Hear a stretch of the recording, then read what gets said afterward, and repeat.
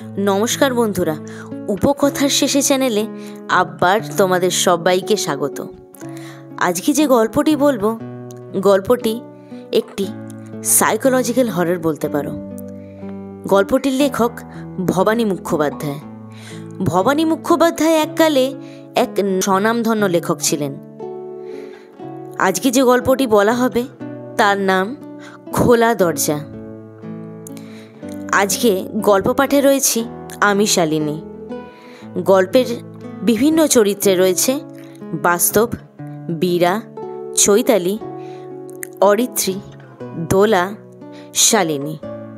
আজ গল্পের একটি চরিত্রে আমরা পেয়ে গেছি প্রখ্যাত লেখক পবিত্র ঘোষকে। দাদাকে অনেক অনেক ধন্যবাদ এই ছোট চরিত্রগুলোকে বড় করে তোলার জন্য। তাহলে আর দেরি না করে চলো সোজা চলে যাই গল্পে। লাবণ্য প্রথমটা তেমন লক্ষ্য করেনি, শুধু বুঝেছিল মায়ের ঘরের দরজাটি যেমন করেই বন্ধ করা হোক খুলে যায়। কখন যে হঠাৎ খুলে যায় বোঝা যায় না। এই ঘরটিতেই থাকতেন রবির মা, লাবণ্যর শাশুড়ি। শেষে একদিন রাত্রে রবির কাছে কথাটা বলেই ফেলল, তুমি বরং মার ঘরের দরজাটা একটু লক্ষ্য করে দেখো। রবির কাছে তার মার কথা উল্লেখ করতে কেমন একটু ভয় করতো লাবণ্যর। রবির মুখটা কঠিন হয়ে যেত, যেন লাবণ্য এমন কিছু একটা করে বসেছে বা বলে ফেলেছে যা তার অধিকারের সীমানা ছাড়িয়ে। সংক্ষিপ্ত প্রশ্ন করে রবি, ব্যাপারটা কি? কিছুতেই বন্ধ করা যায় না। কি যে বোকার মতো বলো, হয়েছে কি? কি জানি, সব সময় যে এমন হয় তা হয়তো নয়, তবে মাঝে মাঝে হয়। সব দরজা এমন হয়। রাতের খাওয়া নীরবে শেষ করল রবি। খাওয়া তো নয়, খাওয়ার ভান। লাবণ্য লক্ষ্য করেছে মা মারা যাওয়ার পর থেকেই রবি কেমন আনমনা। আহারে রুচি নেই, আলাপে বিরক্তি। শোকে যে এমন মুষড়ে পড়েছে তা নয়। রবি অতি সহজ মানুষ। শান্তভাবেই সে মৃত্যুকে স্বাভাবিক পরিণতি হিসেবে গ্রহণ করেছে। কিন্তু কয়েক সপ্তাহ না কাটতেই এই পরিবর্তন লক্ষ্য করেছে লাবণ্য। তার মুখের সেই শিশুসুলভ সারল্য কোথায় মুছে গেছে, কেমন যেন রোগা হয়ে গেছে। লাবণ্যর কাছ থেকে দূরে সরে গিয়েছে রবি, যেন লাবণ্যকে সে বিয়ে করে ঘরে আনেনি, যেন কোনো ভালোবাসাই নেই দুজনের মনে, শুধু দুটি পরিচিত প্রাণী মাত্র। একটু তিক্ত গলায় রবি বলল, দেখো লাবণ্য, অকারণে এমন ভয় তরাসে হয়ে না। দরজা যদি সহজে বন্ধ না রাখা যায় তাহলে ওটা তালা বন্ধ করে রেখো। যদি ভালো না লাগে ওদিকে তাকিও না। এ অতি সহজ কথা। ভালো লাগালাগির কি আছে? 10 বছর ধরেই তো দেখে আসছি, এ আর নতুন কি? লাবণ্যর কণ্ঠে রাগের চাইতে কিঞ্চিত হতাশাই ফুটে উঠল। ভাতের থালা থেকে হাত উঠিয়ে বিস্মিত চোখে লাবণ্যের মুখের পানে চেয়ে রইল রবি। তারপর একটু আক্রোশ ভরে বলল, ও তাই? মা ওই ঘরে 10 বছর ছিলেন বলেই তোমার কাছে ঘরটাও বিষয় আছে। তুমি তাকে ভুলতে চাও। তুমি দরজাটা বন্ধ রেখে তাকে ভুলতে চাও। তার কোনো অস্তিত্ব ছিল সেটাও ভুলতে চাও। যে কোনো মনস্তাত্ত্বিকের কাছে তোমার মনের কথা ধরা পড়বে। এ তোমার অতি নিষ্ঠুর কথা।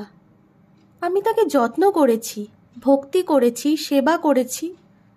তোমার তো সেসব অজানা নেই। কিন্তু উনি যে কেন অমন করলেন তা বুঝি না। অতি দুঃখে বলল লাবণ্য। কি আবার করেছিলেন তোমার সঙ্গে? মরিয়া হয়ে লাবণ্য বলে উঠল, 10 বছর ওই ঘরে রইলেন। আমার বিয়ের পর ঘর ছেড়ে বেরোননি, অথচ চলাফেরার শক্তি ছিল তার। রাতে অনেক সময় তুমি ঘুমিয়ে পড়লে ওর পায়ের আওয়াজ পেয়েছি। ঘুরে বেড়াতেন উনি। রবি এইবার আসন ছেড়ে উঠে পড়ল। সরসে বলল, তোমার মাথাটা খারাপ হয়ে গেছে। মার শরীর খারাপ ছিল, হাড়টা ছিল অতি দুর্বল, তাতেই শেষ পর্যন্ত চলে গেলেন। আর তুমি কি না বলছো তিনি সুস্থ ছিলেন, কিছুই হয়নি? আমারই মা সম্বন্ধে এই উক্তি তোমার? রবি চলে গেল। অনেকক্ষণ চুপ করে তেমনই বসে রইল লাবণ্য। এখন এসব কথা বলা নিরর্থক, পুরনো কাসুন্দি ঘেটে লাভ নেই। গত 10 বছর ধরে যে ঘৃণা আর ঈর্ষার প্রতীক হয়ে আছে ওই মাঝের ঘর, সে কি করে বুঝবে রবি? বিছানায় শুয়ে থাকতেন, চোখ থাকতো লাবণ্যর দিকে, খোলা দরজার দিকে। তার প্রতিটি গতিবিধি লক্ষ্য করতেন তিক্ত দৃষ্টি দিয়ে। সব সময় কান পেতে আছেন সব কিছু শোনার জন্য, যেন সতর্ক চোখ ও কানকে কিচ্ছু এড়িয়ে না পালায়। লাবণ্যর বান্ধবীরাও এই খোলা দরজার দিকে সভয় তাকিয়ে পা টিপে টিপে তার কাছে এসেছে। চাপা গলায় বলেছে,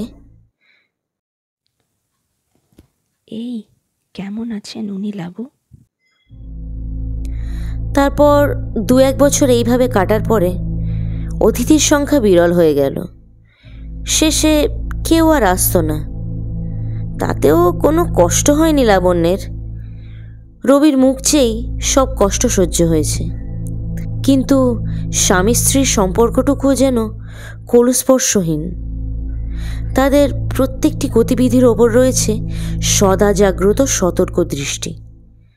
এমনকি একদিন চারুলতাও ধোবাবুকে বলেছিল শোনা গেল, কি জানি মা, আমার কেমন গা ছমছম করে। ওই চুপ করে শুয়ে আছেন বটে, কিন্তু কান আছে সব দিকে, আর বউটাকে 2 চক্ষে দেখতে পারেন না। যদি পারে তো গলা টিপে মারে, এ আমি স্পষ্ট বলছি বাপু। চুপ করে বিছানার উপর বসে লাবণ্য। সেই কথাই ভেবে চলে। কথাটা মিছে নয়। শাশুড়ি তাকে প্রথম দিন থেকেই বিষ নজরে দেখছেন। নবীনার প্রতি প্রাচীনার চিরন্তন আক্রোশ।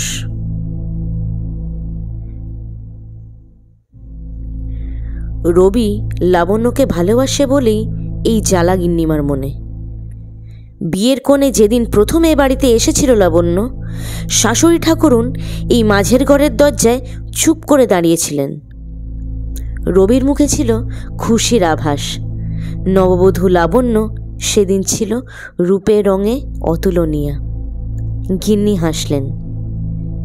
সে হাসিটুকু ভুলবে না কোনোদিনও লাবণ্য। গিন্নিমা হেসে বললেন, তুমি আমার খোকার বউ, তোমাকে খুকি বলেই ডাকবো। দুজনেই ছোট্ট, ভারী চমৎকার মানিয়েছে। গিন্নিমার আকৃতি ছিল খর্ব, কিন্তু তার দেহে তখনও সৌন্দর্যের আভাস ছিল। তার পরনে ছিল একখানি গরদের শাড়ি। ট্রেন থেকে নেমে এমনিতেই অতি ক্লান্ত ছিল লাবণ্য। তার পরনের বেনারসিখানিতে একবার মাত্র হাত দিয়েছিলেন গিন্নিমা। তারপর বললেন, এসো মা, এ ঘরে বসে একটু বিশ্রাম করো, একটু জিরিয়ে জল টল খাও। রবি আনন্দে প্রাবল্যে বলল, সেই ভালো মা, তুমি লাবুকেও খাওয়াও আর সেই সঙ্গে আমাকেও। লাবু? ও বৌমা বুঝি? ভ্রুকুঞ্চিত করেছিলেন গিন্নিমা, কিন্তু এই পর্যন্ত। জলযোগ পর্ব শেষ হলো অতি ভয়ঙ্কর ভঙ্গিতে। গিন্নিমা কিন্তু সেদিন অতি মিষ্টি ব্যবহার করেছিলেন। বলেছিলেন, এখন বুড়ি হয়েছি, তবে আজ থেকে আর গিন্নি নই। তার ছেলে ছিল আর একটি মেয়ে এলো, আজ থেকে এবারই তারই। বললেন বটে, কিন্তু তার কণ্ঠে ধ্বনিত হল রাজ্যহারা অনাথার নিদারুণ আর্তনাদ। রবিও কম বিস্মিত হয়নি। সে বলেছিল, সে কি মা, কি বলছো তুমি? লাবর বয়স অনেক কম, যেমন চলছে এখন সেভাবেই সব চলুক। মৃদু হাসলেন গিন্নিমা, বললেন, না খোকা, আর যেমনটি ছিল তেমনটি থাকবে না। আজ আর তুমি একা নও, তোমার সংসার শুরু হলো আজ থেকে। রবি মায়ের মুখের পানে তাকিয়ে আর একটুও কথা কয়নি। রাতের খাওয়া একরকম অনাড়ম্বর ভঙ্গিতে শেষ হলো। আয়োজন অবশ্য প্রচুর। এটা ওটা খাওয়ার জন্য গিন্নিমা সেদিন অতিরিক্ত জেদ করেছিলেন। শিশুর মতো সব কিছুতেই আনন্দ ও কৌতুক বোধ করেছিল রবি। সে বলেছিল, মা তুমি অদ্ভুত। বিগত 10 বছর ধরে চলে আসছে। একসঙ্গে 2টো করে সিঁড়ি লাফিয়ে উঠছে রবি। মার মাঝের ঘরের দরজায় দাঁড়িয়ে একগাল প্রশ্ন করেছে, কেমন আছো মা? কি সুন্দর দেখাচ্ছে তোমাকে। কথাটা অবশ্য অত্যুক্তি নয়, লাবণ্যকে একথা স্বীকার করতেই হয়। শেষ পর্যন্ত গিন্নিমার সেই সৌন্দর্য অম্লান ছিল। যুদ্ধের পর ব্যবসাপত্র যখন একটু ঝিমিয়ে পড়ল, চাকর দাসী সবাইকেই একে একে বিদায় নিতে হলো। রইল শুধু চারুলতা আর লাবণ্য। গিন্নিমার এতটুকু পরিবর্তন নেই, নিঃশব্দে বিছানায় শুয়ে আছেন। সারা ঘর ধূপের গন্ধ। কোথা থেকে এই সুগন্ধি ধূপ রবি জোগাড় করে আনে কে জানে। আর বিছানার চারপাশে অতি পরিচ্ছন্ন তাকিয়া বালিশের স্তূপ। রবি যখন অফিসে যায় তখন রান্নাঘরে লাবণ্যকে বলে, সত্যি মার কি অসীম সহ্য শক্তি। অমন শরীর নিয়ে কি শান্তভাবেই না রোগ যন্ত্রণা সইছেন। আশ্চর্য। লাবণ্য একদিন বলে ফেলেছিল, কিসের আবার যন্ত্রণা? রবি কঠোর দৃষ্টিতে তাকিয়েছিল লাবণ্যর মুখে। তারপর শুধু বলেছিল, কি তোমার কথার ছিরি? লাবণ্য সামলে নিয়ে বলেছিল, সত্যি কি বলতে কি বলেছি আমার মাথার ঠিক নেই। এরপর আর কোনোদিন মনের কথা মুখে আনেনি লাবণ্য। তার স্পষ্ট ধারণা হয়েছিল শাশুড়ি একটি কাল্পনিক অসুখের অন্তরালে আশ্রয় নিয়ে রবিকে দূরে সরিয়ে রেখেছেন। লাবণ্যর স্পর্শ থেকে মুক্ত রাখার এ এক অদ্ভুত অভিসন্ধি। এই ঘটনার পর থেকে রবি একটু বেশি সময় কাটাতে লাগালো মায়ের ঘরে। স্বামী স্ত্রীর মধ্যে ধীরে ধীরে একটা ব্যবধান গড়ে ওঠে। কিন্তু লাবণ্যর মনে হয় প্রথম যেদিন এই বাড়িতে পা দিয়েছে সেদিন থেকেই এই পরিবর্তন ঘটেছে। প্রেমের উত্তাপ ক্রমে জুড়িয়ে এসেছে। কিন্তু সেই প্রথম দিনে সারা বাড়িটা লাবণ্যকে ঘুরিয়ে নিয়ে দেখিয়েছিলেন গিন্নিমা। রান্নাঘর থেকে ভাড়ার ঘর, ভাড়ার ঘর থেকে ঠাকুরঘর, সবটুকু। ট্রেন ভ্রমণে ক্লান্ত লাবণ্যর 2টি চোখে ঘুম জড়িয়ে এসেছিল।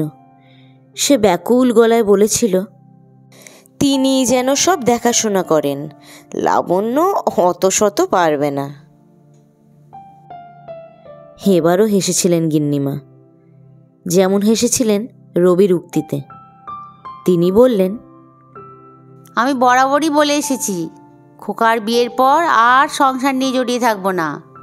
রবিও এসব জানে, তাকে বলেছি। সেই রাত্রেই গিন্নিমার প্রথম হার্ট অ্যাটাক। অনেক রাতে শুতে গেছে লাবণ্য। ঘরে ঢুকেই রবি ওকে আত্মহারা হয়ে জড়িয়ে ধরেছে।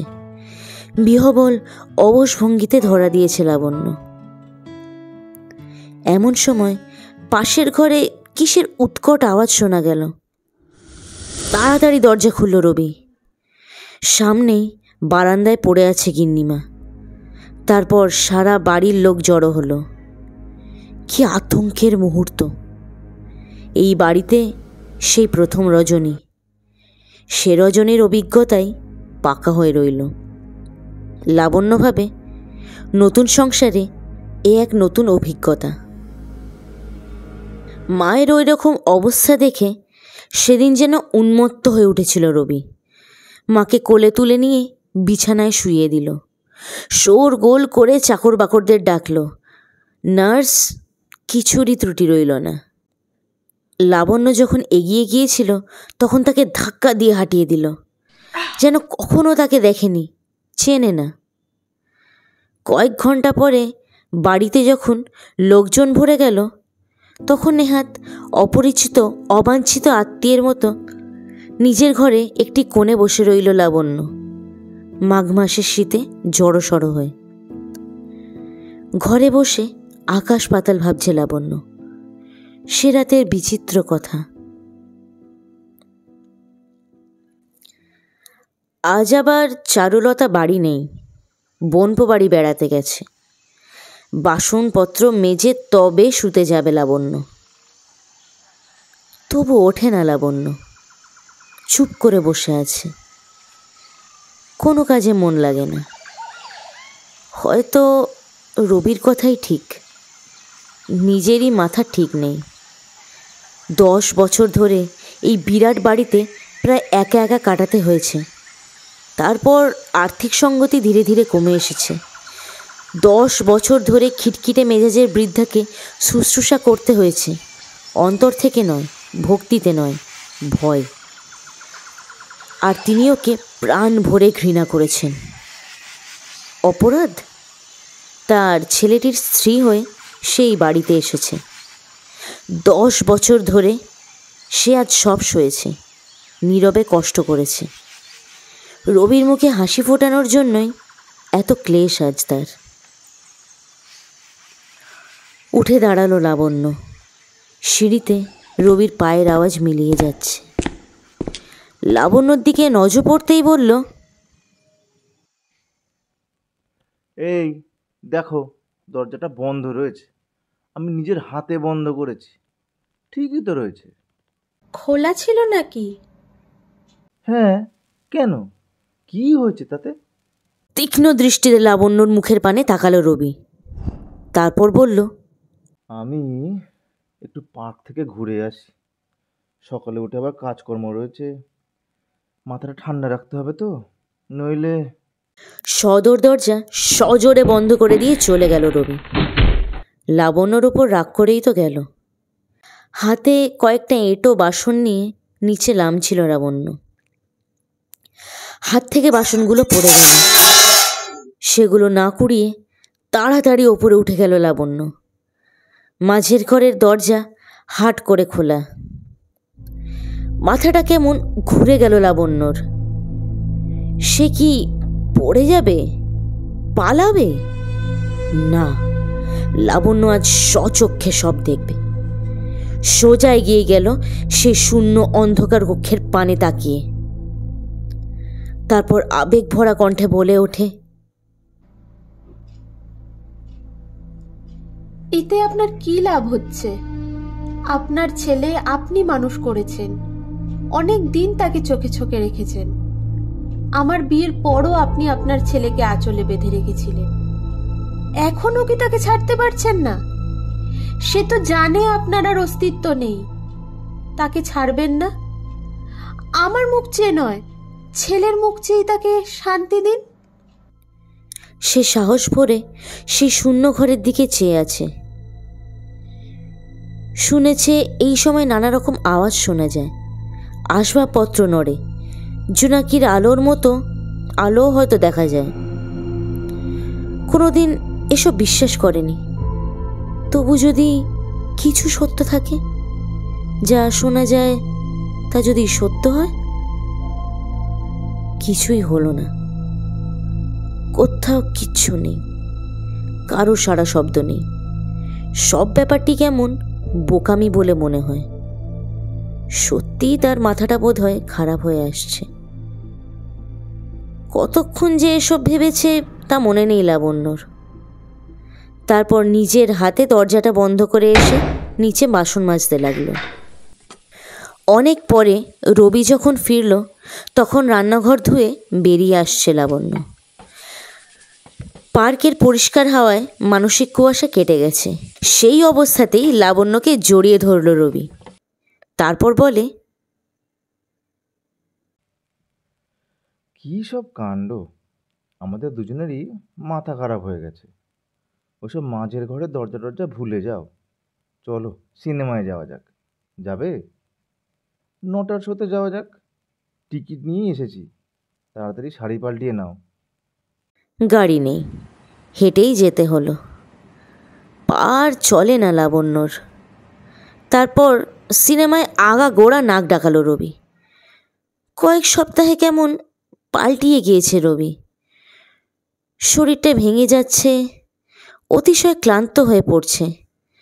সিনেমার শেষে ওকে ধাক্কা দিয়ে তুলতে হলো। বোকার মতো মুখ করে রবি বলল, ছি ছি, কি কেলেঙ্কারি! কখন যে ছোটবেলার মতো ঘুমিয়ে পড়েছি টেরই পাইনি। বাড়ি ফিরে সর্বপ্রথম লক্ষ্য করল দরজাটা হাট করে খোলা। রবি সেদিকে তাকিয়ে হাসল। কি আশ্চর্য! অথচ আমি নিজের হাতে চেপে বন্ধ করেছি। আমার মনে হয় ভাইব্রেশন এমন হয়। বড় রাস্তা দিয়ে ভারী লরি টরি গেছে, দরজাটা খুলে গেছে। তোমার কথাই ঠিক, দরজাটা বন্ধ হয় না। দরজাটা বন্ধ করল রবি। একটা ক্যাচ করে শব্দ হলো। রবি বলে, কবজায় তেল নেই। ঘুমিয়ে মনটা প্রফুল্ল হয়েছে রবির। লাবণ্য লেপটা বুকের ওপর টেনে তাড়াতাড়ি শুয়ে পড়ল। ঝুঁকে পড়ে লাবণ্যর দিকে তাকিয়ে রবি বলে, আজ আর একা একা শোয়া যায় না, বেশ শীত। তোমার লেপের ভাগ দাও। একটু সরে শুলো লাবণ্য। পাশে শুয়েই আবার আবেগ ভরে রবি বলে,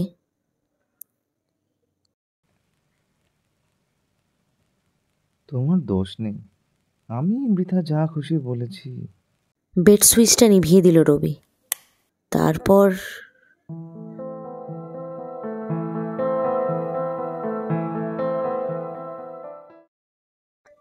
আবার সেই শব্দ। দরজাটা আবার খুলে গেল। ধড়মড় করে রবির বাহুবন্ধন থেকে ছাড়িয়ে বিছানায় উঠে বসল লাবণ্য। বলল, তুমি বরং তোমার বিছানায় গিয়ে শুয়ে পড়ো। লক্ষ্মীটি, গোল করো না।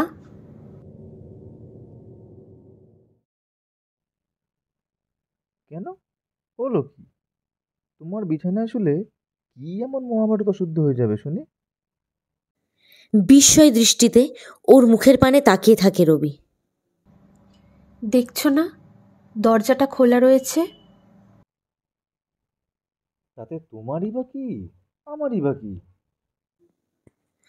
আতঙ্কিত কণ্ঠে চাপা গলায় লাবণ্য বলে, দেখছো না, উনি রয়েছেন। তুমি বুঝি মনে করেছো উনি চলে গেছেন? উনি এ বাড়ির মায়া কাটাতে পারেননি। বিস্মিত দৃষ্টিতে রবি তার দিকে চেয়ে থাকে। মায়ের ঘরের দিকে যেতে যেতে রবি বলে, আমার এতটুকু আর সন্দেহ নেই যে তোমার মাথাটা ঠিক নেই।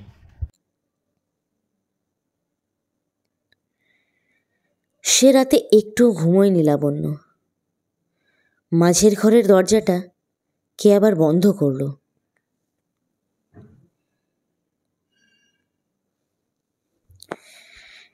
কিছুক্ষণ পরে আলো নিভিয়ে দিলে। চুপ করে শুয়ে শুয়ে অদৃষ্টের কথা ভাবে লাবণ্য।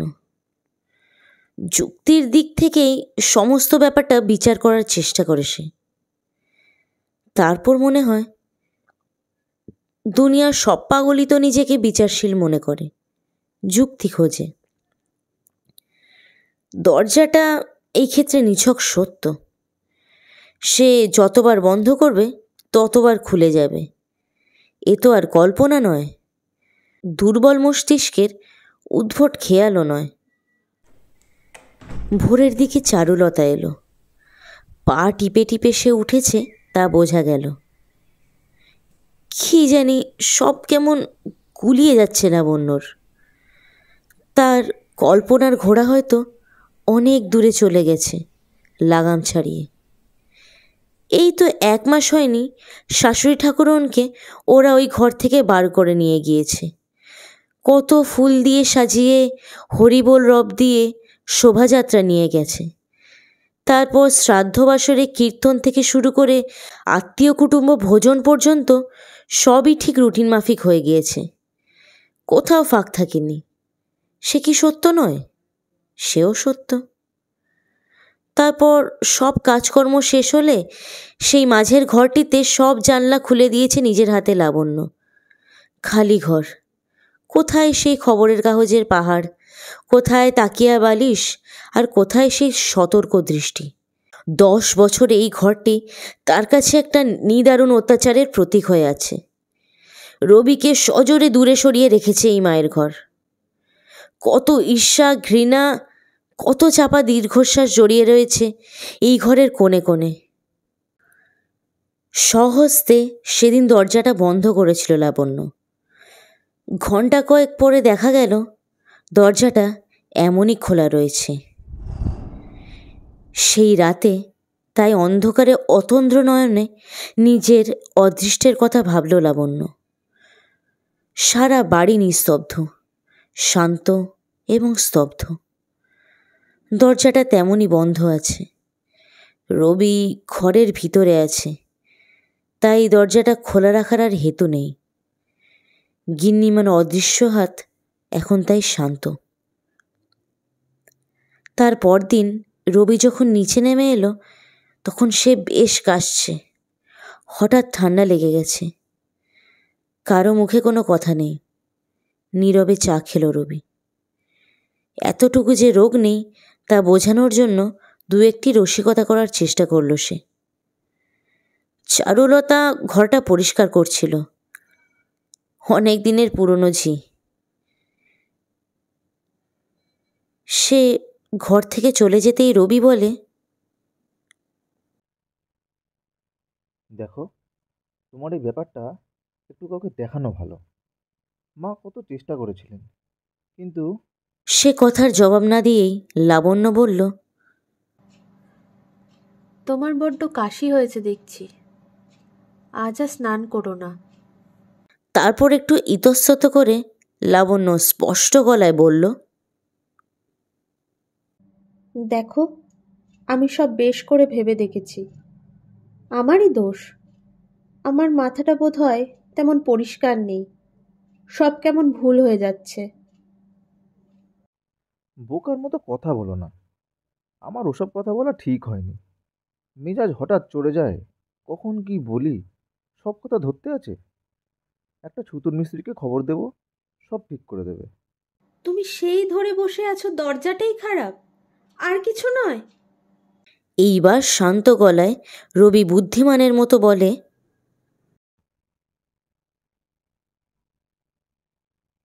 দেখো লাবু, হয়তো পরলোক বলে কিছু আছে, টাইম অ্যান্ড স্পেস ইত্যাদি কত না নতুন থিওরি আছে, কিন্তু পরলোকে পৌঁছে কি কারো আর ঘরের দরজা নিয়ে মাথা ঘামাবার অবসর থাকে না ইচ্ছা থাকে? কি আর বলবে লাবণ্য, চুপ করে থাকাই তো ভালো। তবু বলে ওঠে, সত্যি কি আমাদের তেমন পরিবর্তন হয়? মৃত্যু হয়েছে এটাই কি বড় কথা? তার সঙ্গে কি সব কিছুরই মৃত্যু হয়? অত শত জানি না লাবু, তবে দরজাটা ঠিক করে মেরামত করা প্রয়োজন। আর প্রয়োজন কদিনের জন্য কোথাও তোমার একটু বেরিয়ে আসা। অনেক দিন এক জায়গায় আটকে আছো, তোমার পক্ষে এটা দরকার। চলে যাওয়ার সময় আবার কাশল রবি।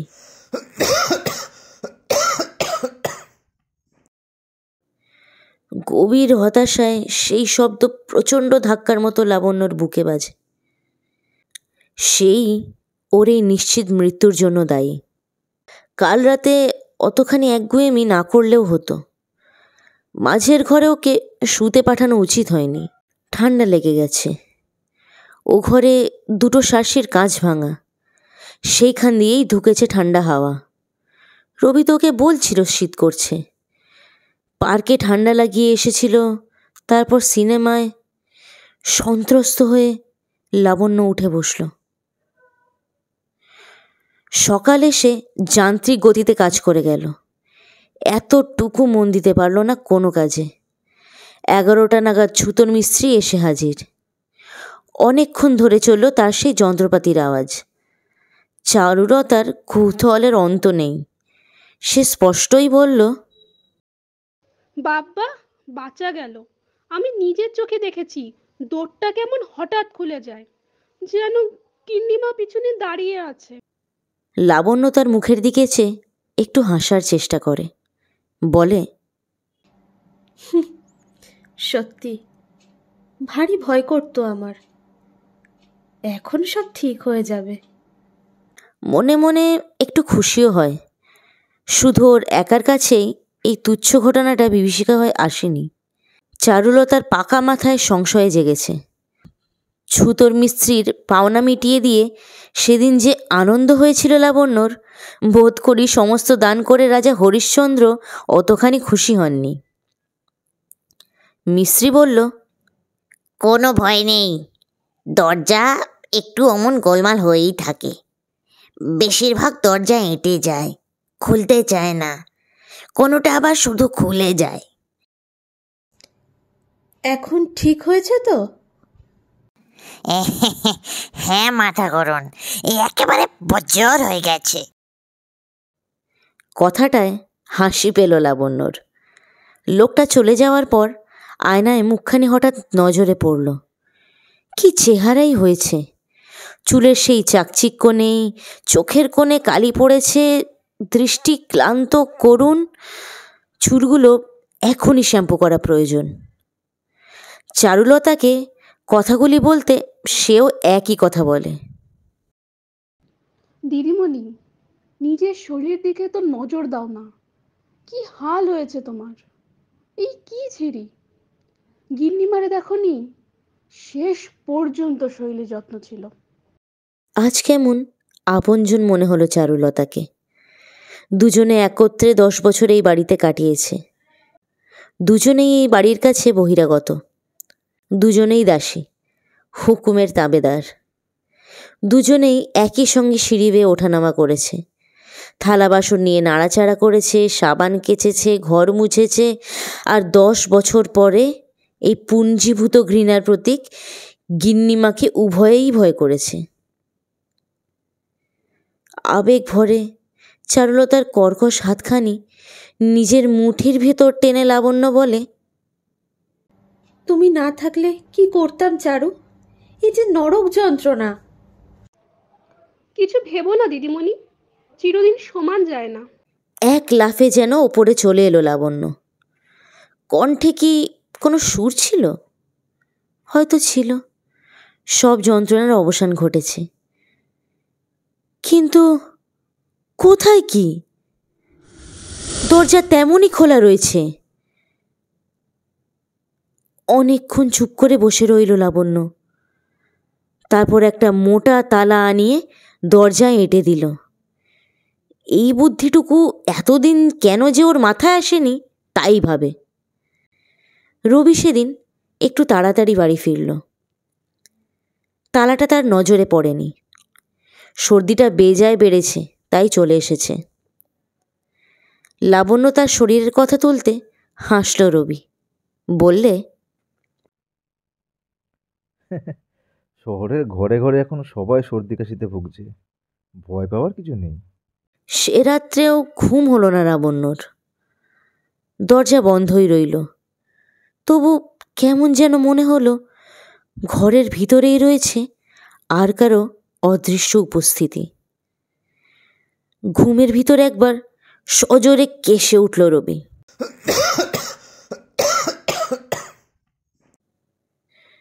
অন্ধকারকে লক্ষ্য করে লাবণ্য বলে উঠলে, আপনি ওকে নিয়ে যেতে পারবেন না।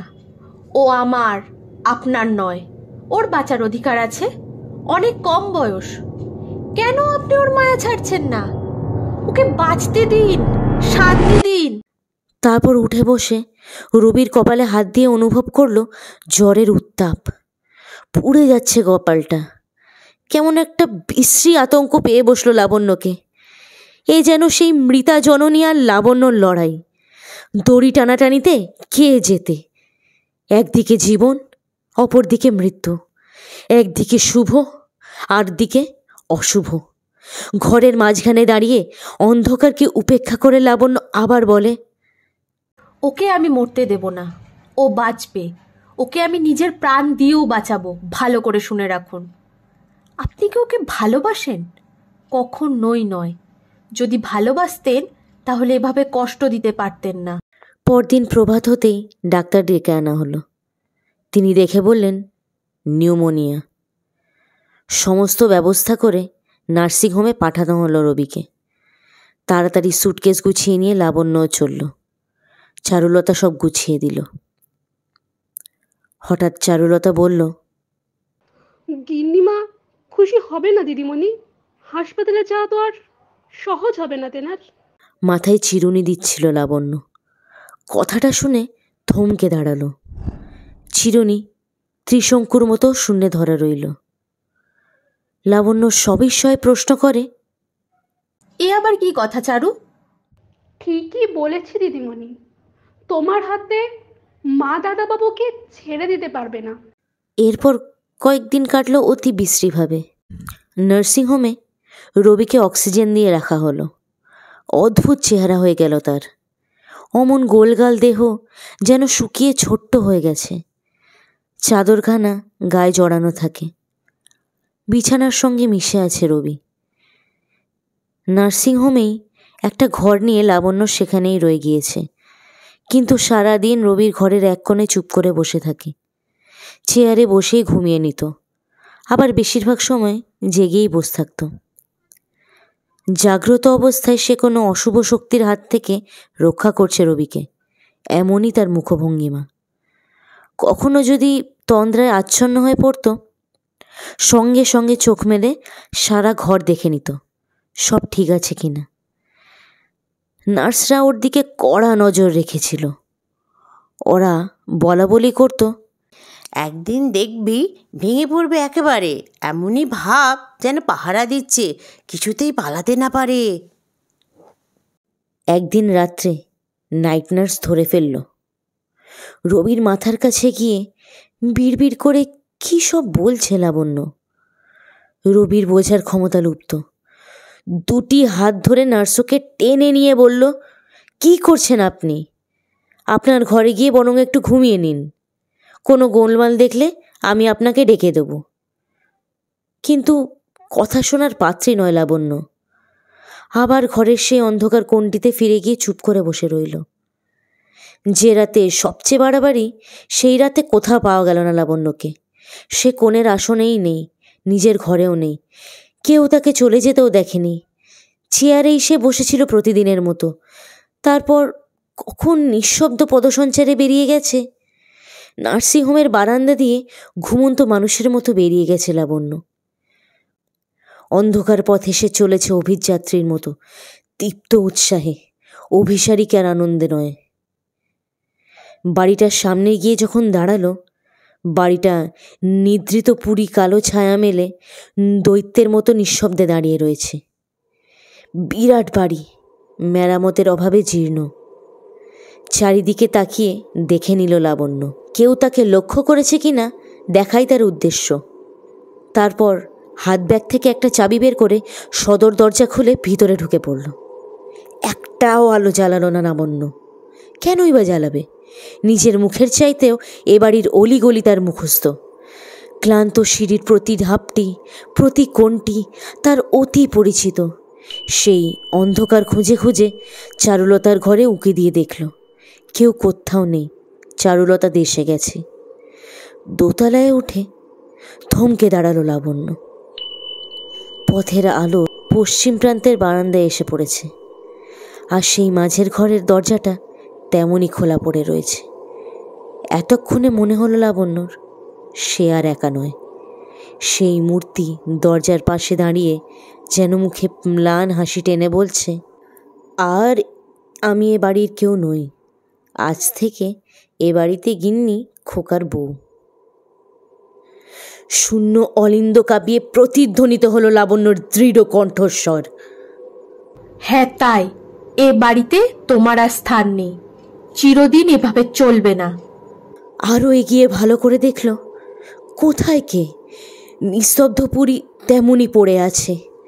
ঘরের দরজায় সেই বিরাট তালা তেমনই ঝুলছে। কাঁপতে লাগলো লাবণ্য, তার সারা শরীর থরথর করে কাঁপছে। কোনো রকমের রেলিং ধরে নিচে নামলো লাবণ্য। এত কিসের ভয়? এত কুণ্ঠা চলবে না, হাতে সময় নেই, তাড়াতাড়ি করে সারতে হবে।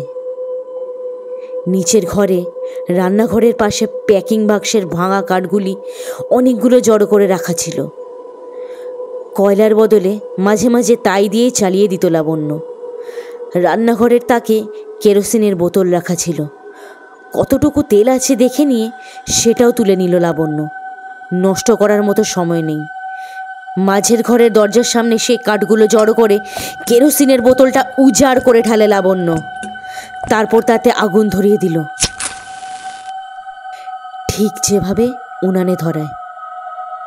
নিচের বারান্দায় যখন নেমে এলো লাবণ্য, তখন তার মুখ থেকে সেই আচ্ছন্ন ভাব কেটে গেছে। অনেক অনেক বেশি প্রশান্তি সেই মুখে। ওপরের ঘরের দিকে তাকালো লাবণ্য। আগুন জ্বলে উঠেছে।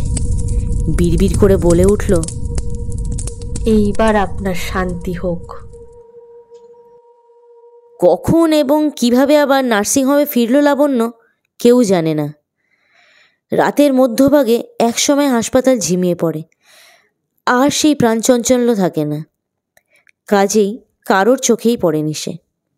ফিরে এসে যেন লাবণ্যের ঘোর কাটল। কী যে সে করে এসেছে তা বুঝতে পেরেছে। সঙ্গে সঙ্গে তার মাথাটা ঘুরে পড়ে। বারবার মনে হয় লাবণ্যর, খুন করেছি আমি, খুন করেছি। কিন্তু ভালোভাবেই আত্মসংযম শেখানো হয়েছিল তাকে ছোটবেলার স্কুলে। তাই মনের ভাব দমন করল লাবণ্য।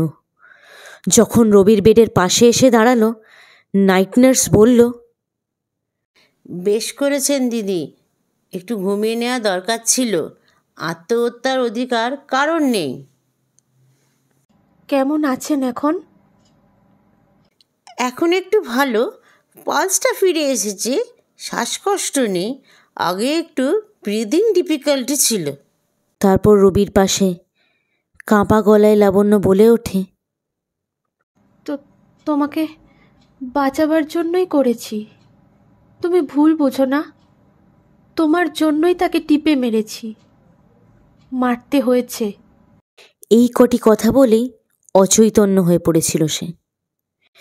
নাইট নার্স সুপারিনটেন্ডেন্টকে এই রিপোর্ট দিয়ে বলেছিল যেন কাউকে খুনটুন করেছে এমনি ভাব। সুপারিনটেন্ডেন্ট ধমক দিয়ে বলে উঠেছিলেন, বোকামি করবেন না। মেয়েটি আজ কদিন ধরে নিদারুণ মানসিক কষ্ট ভোগ করছে। স্বামীর জন্যই ওর চিন্তা। এটা নার্ভাস ব্রেকডাউন ছাড়া আর কিছুই নয়। লাবণ্য অচৈতন্যের মতো আচ্ছন্ন অবস্থায় পড়ে রইল। কদিন পরে চোখ মেলে দেখল চারপাশে অনেক লোকজন। বৃদ্ধ ডাক্তার হাসি মুখে চেয়ে আছেন। আমি কি করেছি শুনেছেন সব? কি করেছো মা? ডাক্তার প্রশ্ন করলেন। আমাদের বাড়িটা পুড়িয়ে ফেলেছি। চমকে উঠলেন ডাক্তারবাবু। তারপর স্মিত হেসে বললেন, হ্যাঁ, বড় কঠোর শাস্তি দিয়েছ বাড়িকে, না মা? কি করব, আর কোনো উপায় ছিল না। ডাক্তার সব শুনলেন। 10 বছরের কর্মক্লান্ত হাতটি মুঠোর ভেতর রেখে বললেন, এই দরজা তোমার কাছে সব অত্যাচারের প্রতীক হয়ে এসেছে মা। বন্ধ থাকলে তোমার জ্বালা জুড়িয়ে যেত, খুললেই মনে হতো নরকের দ্বার। তুমি ভুলতে পারোনি, না মা? আপনার মনে হয় সবই আমার দুর্বল মনের কল্পনা? হ্যাঁ, খানিকটা, সবটা নয়। তবে তুমি নিজের হাতে নিজেরই ছায়া শরীরকে পুড়িয়েছ। এ বড় কম কৃতিত্ব নয় মা। হ্যাঁ, আমার সব রোগী যদি এরকম করতে পারতো। চুপ করে পড়ে রইল লাবণ্য ডাক্তার চলে যাওয়ার পর। তাহলে বিচার হলো, শাস্তি হলো না, দরজাটা প্রতীক। কি জানি, বিশ্বাস হয় না। চোখ বুঝলেই দরজাটা দেখতে পায় লাবণ্য, কিন্তু আর কোনো ভয় নেই লাবণ্যর মনে। শাস্তি যদি পেতে হয় পাবে সে শাস্তি রবির কাছেই মাথা পেতে নেবে লাবণ্য। রবির স্পর্শে সব বেদনা সোনা হয়ে উঠবে। রবি লাবণ্যকে কাছে টেনে বলল,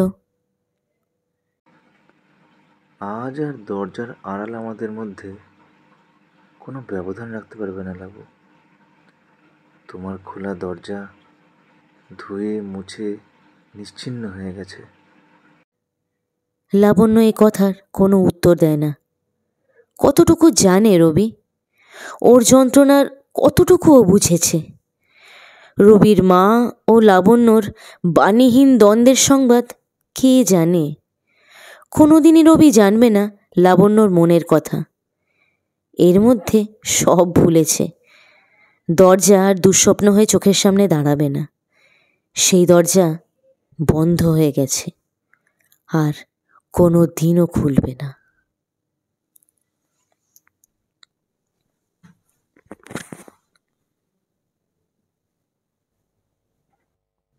বন্ধুলোক, তাহলে বলো কেমন লাগলো তোমাদের আজকের গল্প? আজকের গল্পে টান টান উত্তেজনা ছিল না বই কি বলো? তাহলে যদি গল্পটি ভালো লেগে থাকে অবশ্যই কিন্তু 5 স্টারটা দিয়ে যাবে, একদম ভুলবে না। আর 5 স্টারের পাশে একটা নোটিফিকেশন বেল আইকন আছে। যখনই একটা নতুন গল্প আপলোড করব স্পটিফাইতে, তখনই সঙ্গে সঙ্গে নোটিফিকেশন চলে যাবে তোমাদের সবার কাছে। আর গল্পটি খারাপ লাগলেও কিন্তু বলতে একদম দ্বিধা করো না, সব সময় আমি আছি সমস্ত ক্রিটিসিজম নেওয়ার জন্য। তাহলে আবার নতুন একটা সপ্তাহ আসছে, সেই নতুন সপ্তাহে আবার আমাদের দেখা হবে, শোনা হবে। আবার ফিরবো একটা নতুন টান টান উত্তেজনার গল্প নিয়ে। তোমরা সবাই ভালো থেকো। গল্প চলতে থাকুক, উপকথার শেষে নতুন গল্প শুরু হোক।